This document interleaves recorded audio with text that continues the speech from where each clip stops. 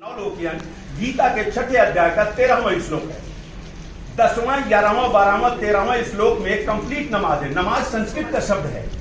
सिर्फ भारत में नमाज कहा जाता है। यूरोप के लोग नमाज नहीं करते, अमेरिका के लोग नमाज नहीं करते। और भारत ये इतना नहीं है, ये थाईलैंड तक था, ये मलेशिया 1938 में अलग हुआ। अगर मैं इस पर बोलूं तो 20 मिनट इसके लिए भी चाहिए। तो भारत बहुत बड़ा था। तो जहां तक भारत की सीमाएं हैं वहीं नमाज कहा जाता है। तो नमाज स्वदेशी है। महातीर्थ योगी श्री कृष्ण महाराज ने नमाज सिखाई थी अर्जुन को।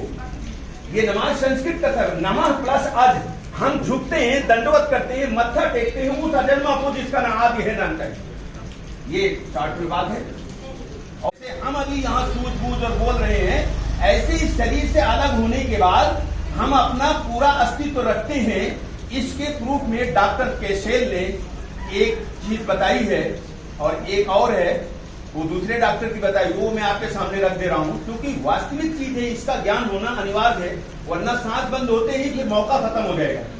डॉक्टर केसेल लिखते हैं कि कैरोलिना का एक अरबपति आदमी जिसके 4 बेटे थे, वो अपने बेटों से नाराज होकर के 3 बेटों को प्रॉपर्टी से बेदखल कर दिया और एक बेटे को सारी प्रॉपर्टी दे दिया।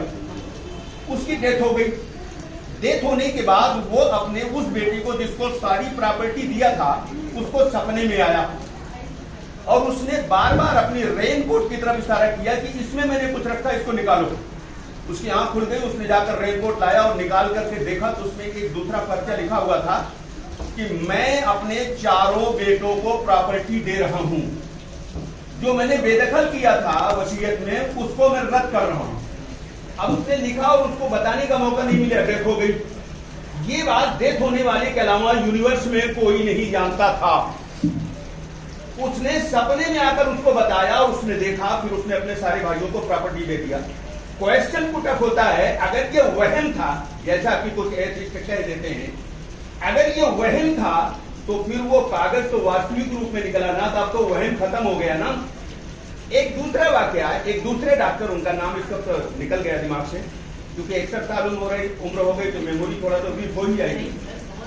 तो एक दूसरे डॉक्टर ने एक वाक्य लिखा, जो एक हड्डी के कैंसर की एक पेशेंट उनके पास आई और उसको बहुत पेन हो रहा था। 1 घंटे से डॉक्टर के सारे प्रयास फेल हो गए, पेन कम नहीं हो रहा था। अचानक वो औरत बेहोश हो गई और जब वो होश में आई तो एकदम फ्रेश, ताजा, जैसे कोई बीमारी उसको नहीं। डॉक्टर को बड़ा आश्चर्य हुआ, अरे ये क्या हो गया? पूछा क्या हो गया तुम्हें? तुम एक फ्रेश हो गई। कहा अभी अभी मेरी मम्मी आई थी जिनको डेथ हुए 30 साल हो गया था और उन्होंने कहा कि बेटिया तुम कम ना करो, अभी थोड़ी देर में मेरे पास आ जाओगी। और थोड़ी देर के बाद तुरंत खत्म हो गई वो। ये वहम नहीं था। और आखिरी बात, क्योंकि डॉक्टर लुबना का आदेश था कि आप आइएगा तो कुछ बातें सुना दीजिएगा। आखिरी बात आपको बताने जा रहा हूं कि वास्तविक जीवन को छोड़कर अगर कोई इसी जीवन में राज टपका रहा है तो उससे बड़ा मूर्ख कोई नहीं। साइंटिफिक प्रूफ के अंबार लगा सकता हूं, लेकिन उसका वक्त नहीं है। मैं सिर्फ ये कहना चाहता हूं, उस अनंत जीवन में सफलता के लिए जो सबसे बड़ी चीज है वो क्या है जानते हैं? मानवता।